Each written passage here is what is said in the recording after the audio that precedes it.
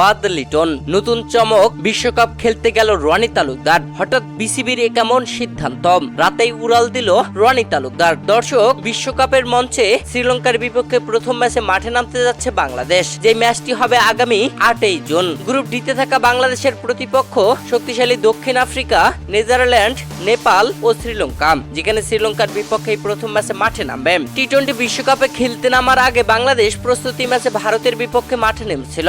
আর এই ম্যাচে বাংলাদেশের ওপেনিং ছিল বড়ই ব্যর্থতা, যেখানে দীর্ঘদিন ধরে অফ ফর্মে থাকা লিটন দাস অনডাউনে ব্যাট করতে নেমে ভালো কিছু করতে পারেননি।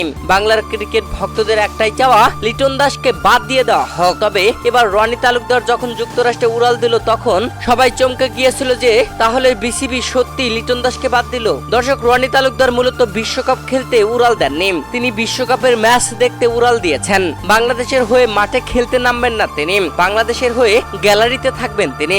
দর্শক, নিজ খরচে যুক্তরাষ্ট্রে উড়াল দিয়েছেন রনি তালুকদার, এখানে বিসিবি তাকে পাঠায়নি।